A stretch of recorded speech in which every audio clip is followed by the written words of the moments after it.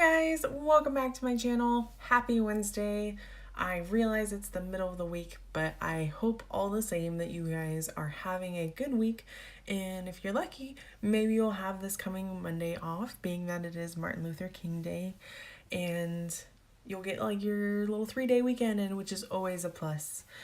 But jumping into this, I realize I skipped over pretty quickly that I, at the beginning of this video, have listed the Copic marker colors that I have used in this entire video. It is 18 colors, ranging obviously from the skin tones to some greens and some purples, and getting a really nice, just kind of simplistic color scheme in a manner of speaking, but using a lot of colors to really get the full illustration all together.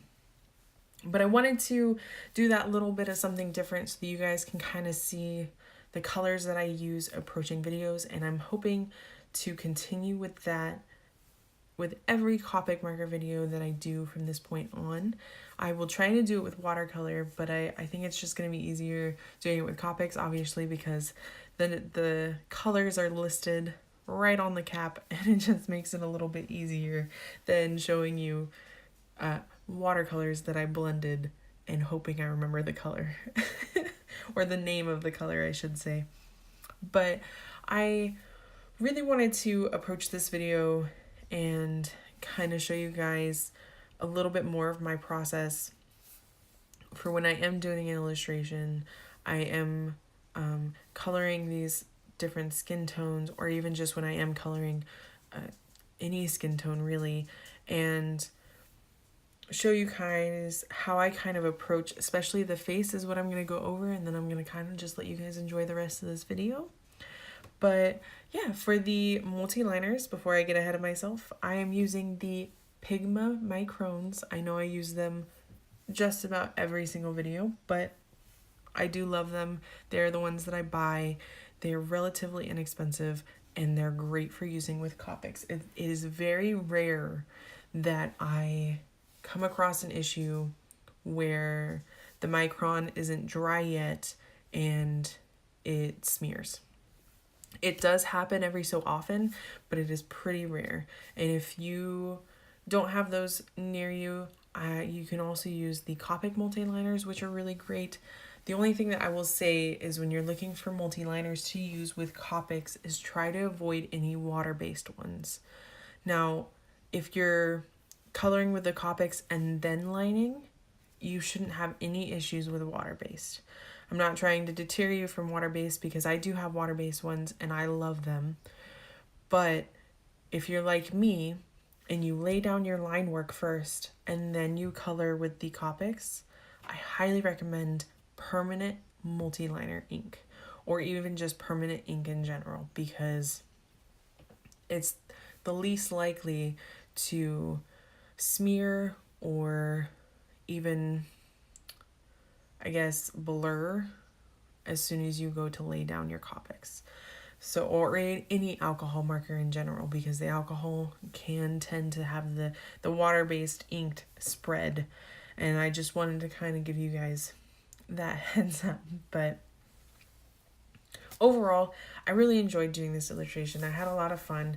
The whole sketch thought process that I had in mind is, I know when I had really long hair, my hair is only to my shoulders now, but when I was younger, I had hair that was past the middle of my back.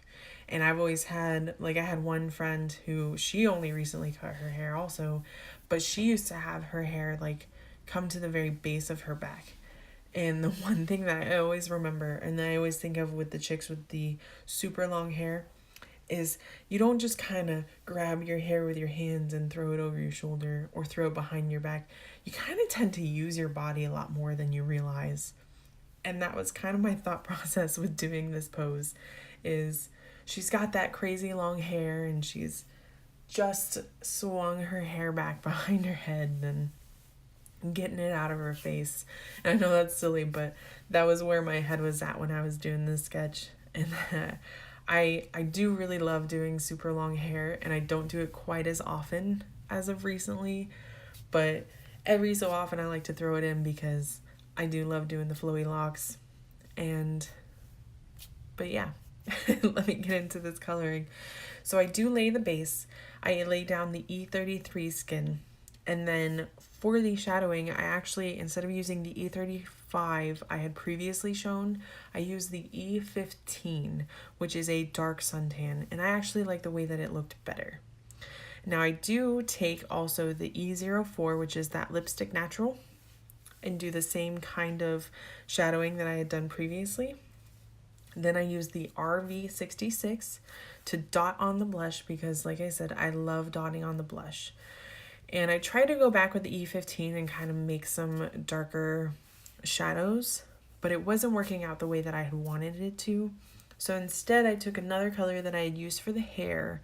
I took E59, which is walnut, and I laid it down in those dark shadow locations, like next to the ears, the back of the cheekbones, or the back of the cheeks on the side of the face, where in my head it would be closer to the ears or more so underneath the hairline, so you would get more shadow in there. Around the eyes, because I really like the dark shadowing around the eyes to make the eyes pop more.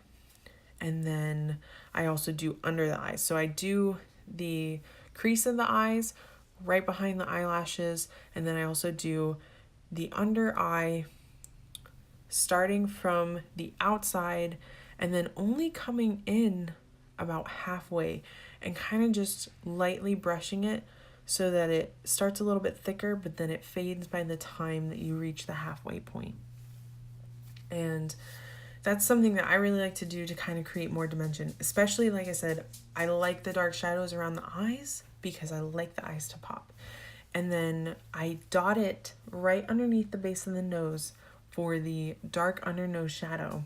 But then I take the E33 and I just kind of lightly blend it out. So it's not just a harsh shadow color.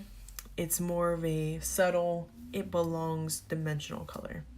But yeah, I just kind of wanted to give you a little bit of my mindset with that and let you guys know how I kind of approach, especially shading my more detailed faces with the eyes open, rather than just the cute, simple sketch that I had done for the previous tutorial, and kind of just give you guys an understanding of what my thought process is when I approach the face.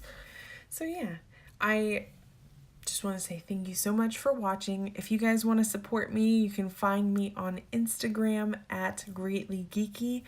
And I am also, I talked about this in the last video, but I have relaunched my Patreon. It has, a small tier, and then obviously it goes up to a large tier. Every tier has the chance to, or is entered into a monthly drawing for a chance to win an original piece by me every month. So it's not just a one time when you sign up, it is every month, and that goes all the way down to the smallest tier. And if you sign up between now and February 13th, I am also giving a postcard with a personal thank you note and a small little sketch that I make for that postcard. But yeah, thank you guys so much for watching. I so appreciate this. I'm gonna let you guys enjoy the rest of the video. Forgive my shameless plug, but it's there. I will see you guys in the next one. Have an awesome day. And if you would like to support me, I will leave the links in the description down below. Thank you. You guys are awesome.